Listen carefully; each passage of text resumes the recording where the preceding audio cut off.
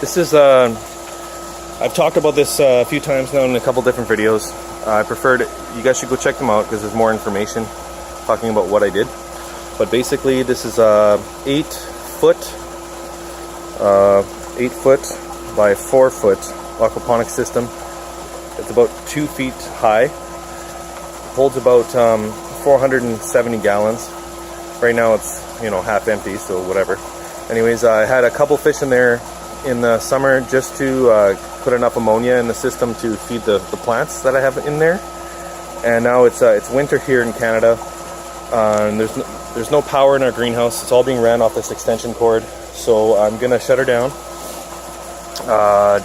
This is a food bank. It's a food bank in Winnipeg.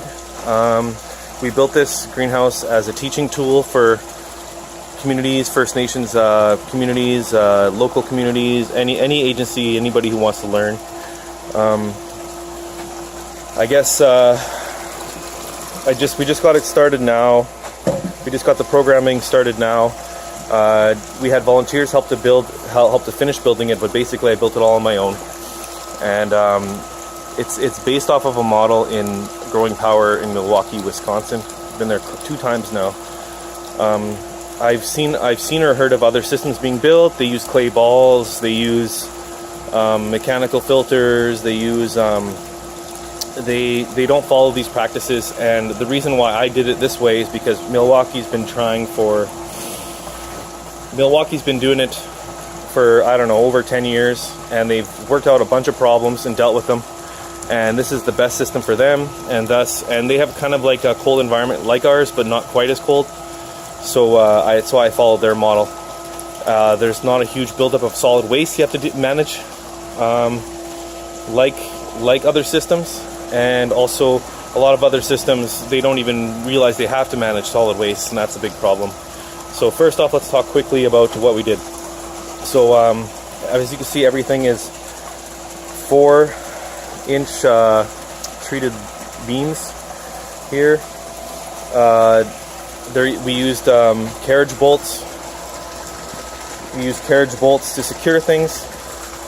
Carriage bolts can handle thousands of pounds of weight. Everything is built excessively strongly, and that's because with this thing full, it's about 4,000 pounds. So you don't want to skimp out on lumber. You don't want to have all that weight being put on like small 2x4s. You want 4x4s. You want deck building principles, just like we talked about in Milwaukee.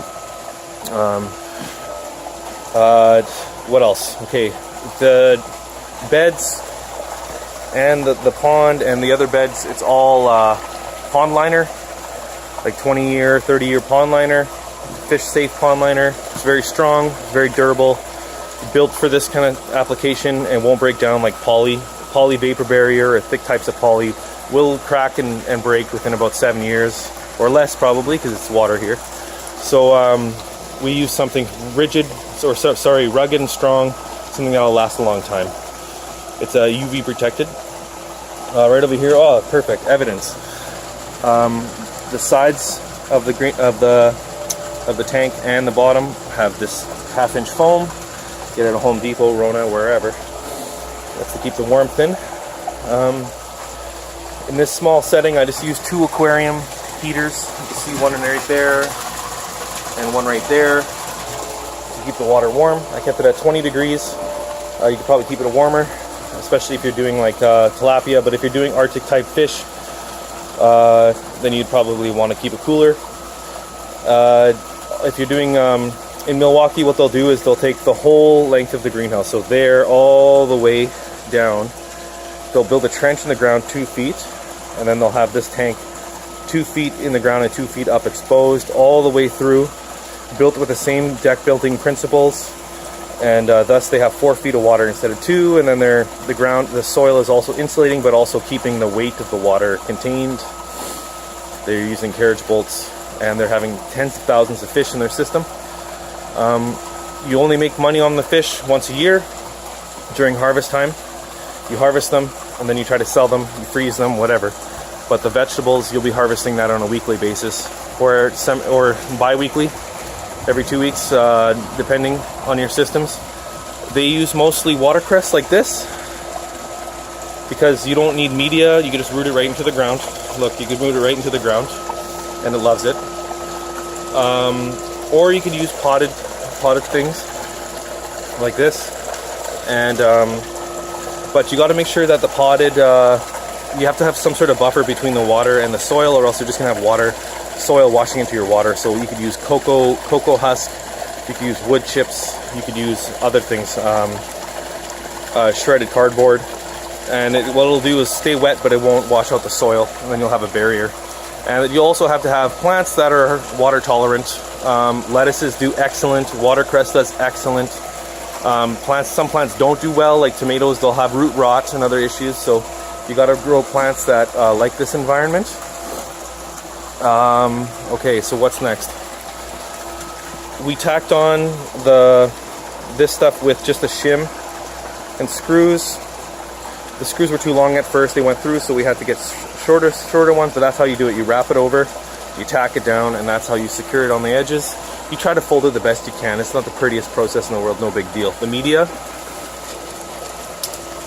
3/4 inch river stone. It's cheap.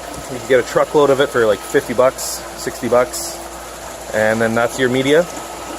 The pump is, this one is a Laguna, 2,700 gallons per hour, but you only need 2,400 or more.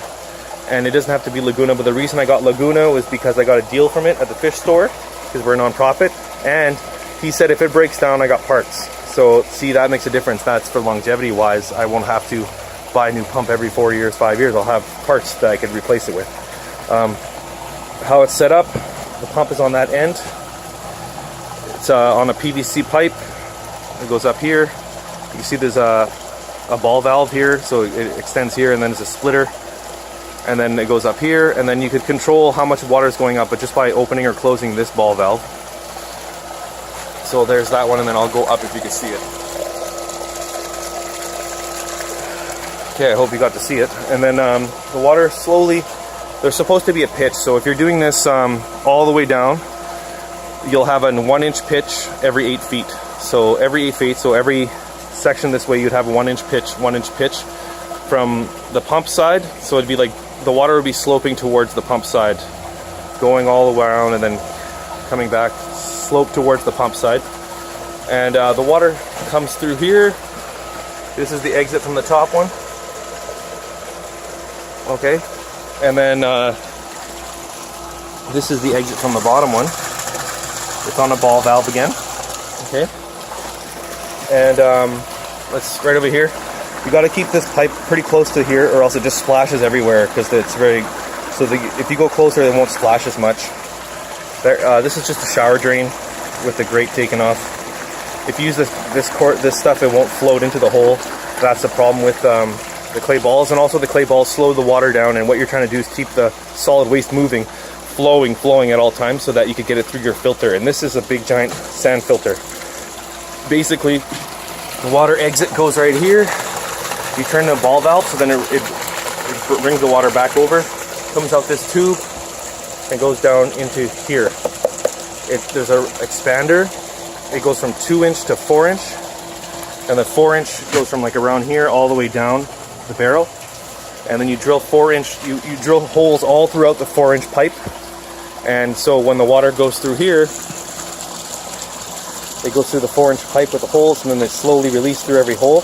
And there's sand. There's about 6 inches of river stone, 3/4 inch, and the rest is all sand till about half or more than half. And then what's happening is the water is being filtered, the solid waste is being crushed and filtered through the sand and rock. Okay, and then you have to have this exit valve to keep the water, to keep the air, to keep it flowing, and so it won't back up. But this one obviously is too short. You can see it overfilled with bubbles and stuff would come out. So make sure it's a bit taller, about up to here, and then the bubbles won't come out. So it's filtering in there, and as the water escapes, it gets too tall, so then it'll come out this exit tube. See that? And that's again just a shower drain. Just a shower drain. It's all PVC, and then you just use PVC cement to put it all together.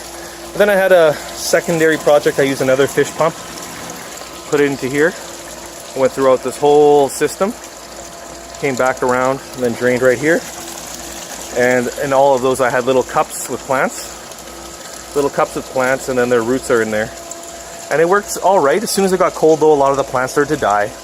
And also some plants didn't like it, like the kale and the spinach didn't like it that much, but the lettuce adored the system. There were issues, overfilling, like you see the water flowing out and stuff like that. So if I was you, I'd pitch it more up and a more extreme grade on both sides. Keep that in mind. Also, you could get 2 pumps and then pump one side and the other, or put like a splitter here and then the water goes on both sides, and then you have 2 sides, really utilizing that vertical space. Basically that's the system. It's low tech, it's solid, and it works really well. If this was a winter greenhouse, you could have a couple of light bars in here, just make sure that middle rack is getting a lot of sun. You can have lots of plants in here, all kinds of plants. Look at this root system in here. Look at that. Almost touches the ground. So keep that in mind, okay? The money is being made off the plants too, don't forget. You're harvesting this every couple of weeks and you're selling it at $17 a pound. You're obviously going to be making more money off the vegetables. It's going to be like almost like a weekly or bi-weekly harvest. So if you have any questions, let me know in the comments section. It's no big deal. It's no big deal. Also, yeah, don't forget, this thing, the only maintenance issues you have with this is you got to scoop out the white foam once in a while. And number 2, you got to replace the sand every 2 years because the bacteria will actually core the sand, like it'll go through the sand. But that's it. That's the maintenance. And then number 3 for maintenance, you got to do your water tests. And as soon as the pH starts to go up or down, then you know something's wrong. You'll have to rinse out your beds. You'll have to divert the water from the tank, rinse out your beds maybe once a month or once every 2 months. That's it for maintenance. Okay? Thanks and talk to you soon.